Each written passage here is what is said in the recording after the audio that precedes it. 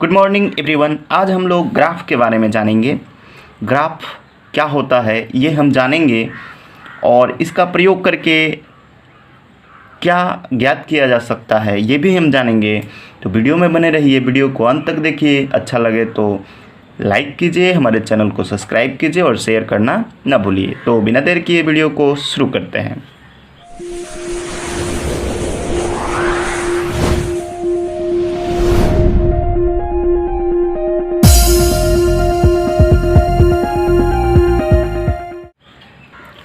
तो आज हम जानेंगे ग्राफ के बारे में। ग्राफ क्या होता है?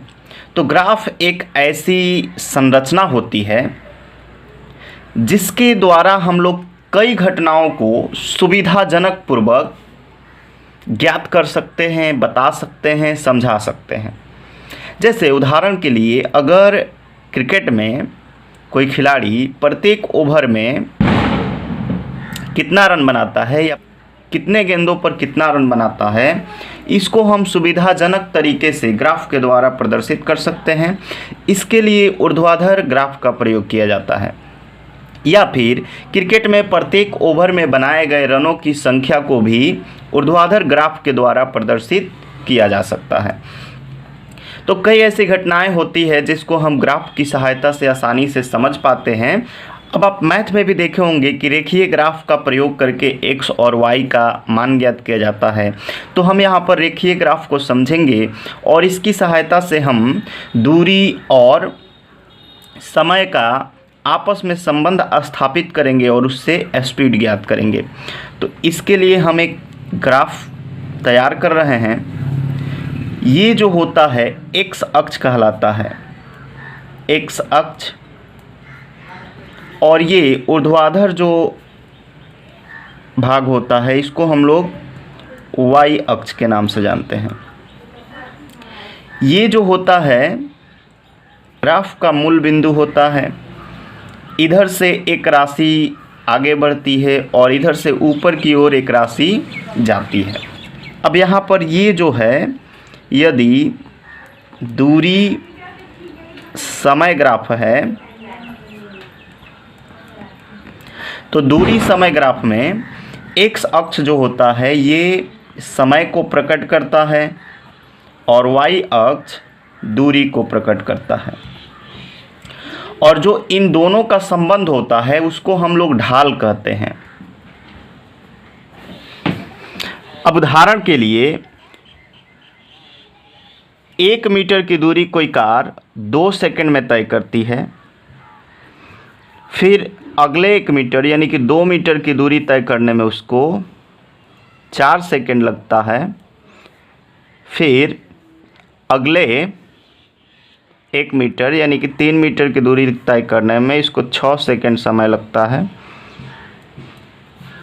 तो इस तरीके से जो ढाल प्राप्त होगा उसको देखिए, इन दोनों का जो संबंध प्राप्त होगा, 1 सेकंड तो 1 मीटर, 2 सेकंड में 1 मीटर, फिर अगले 2 सेकंड यानी 4 सेकंड में 2 मीटर, और फिर 6 सेकंड में 3 मीटर, दोनों के आमने सामने।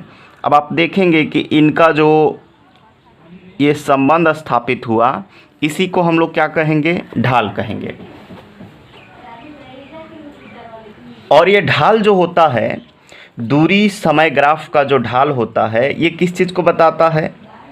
चाल को या फिर वेग को। वेग को कब बतलाएगा और चाल को कब बतलाएगा? तो यदि यहाँ पर हम लोग y अक्ष पर हम दूरी को लेते हैं तो हमें चाल प्राप्त होगा। यदि हम y अक्ष पर दूरी के स्थान पर यदि विस्थापन को लेते हैं तो हमें वेग की प्राप्ति होगी। और x अक्ष पर हमेशा समय ही कायम रहेगा। तो अब आप समझ गए होंगे कि दूरी समय ग्राफ से हमें क्या चीज़ प्राप्त होता है। दूरी समय ग्राफ के प्रयोग से हमें चाल और वेग का पता चलता है। अब चाल जो होता है ना, ये 2 तरह का होता है, आप पढ़ चुके हैं। कौन कौन? एक समान चाल और दूसरा असमान चाल।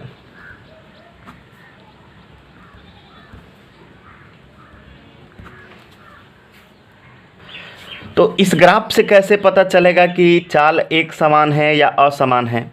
तो आइए इसको हम समझने का प्रयास करते हैं।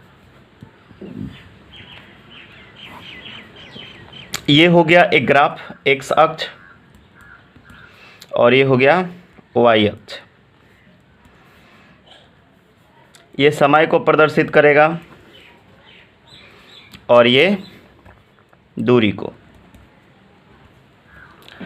तो अगर मान लीजिए कि मूल बिंदु 0 से कोई कार चलना प्रारंभ करती है और 5 मीटर की दूरी तय करने में 1 सेकेंड समय लेती है, अगले 5 मीटर की दूरी यानी कि 10 मीटर दूरी तय करने में 2 सेकेंड समय लेती है, अगले 5 मीटर यानी 15, फिर 20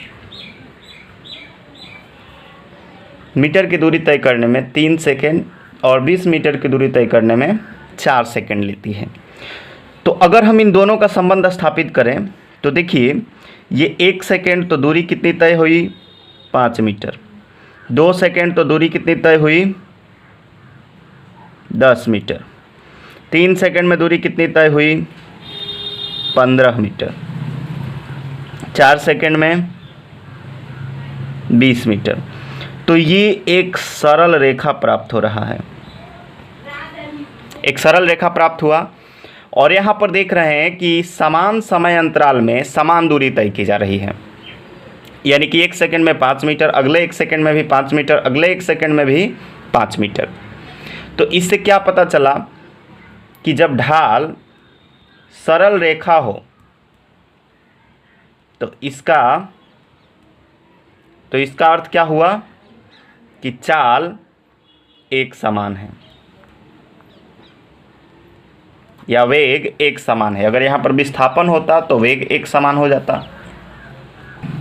अब एक दूसरी स्थिति भी यहाँ पर देख लीजिए। अब इस स्थिति को समझने का प्रयास कीजिए। कोई कार 1 सेकेंड में 4 मीटर की दूरी तय करती है, यानी कि 4 मीटर यहाँ पर आएगा।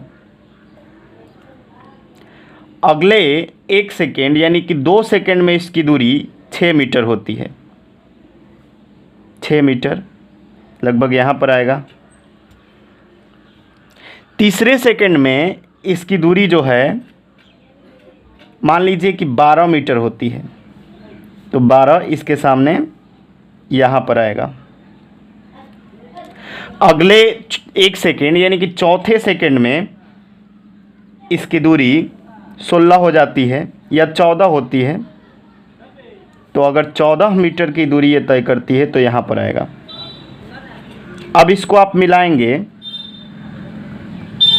तो देखेंगे कि ये एक वक्र रेखा प्राप्त होता है, यानी कि ढाल जो है यहाँ पर सरल रेखा नहीं है, वक्र रेखा है। तो ऐसे चाल को हम लोग असमान चाल के नाम से जानते हैं। तो हम ग्राफ की सहायता से एक समान चाल, असमान चाल ज्ञात कर सकते हैं। अगर ग्राफ का ढाल एक सरल रेखा है तो वो चाल एक समान होगा, यदि वक्र रेखा है तो असमान होगा। ऐसे ही यहाँ पर समय रहेगा और यहाँ पर विस्थापन कर दिया जाएगा, तो उससे हमें वेग की प्राप्ति होगी, एक समान वेग या असमान वेग। तो आशा करता हूँ कि आप दूरी समय ग्राफ को समझ गए होंगे। इससे आगे की जानकारी हम लोग अगले वीडियो में हासिल करेंगे। तब तक के लिए जय हिंद, जय भारत।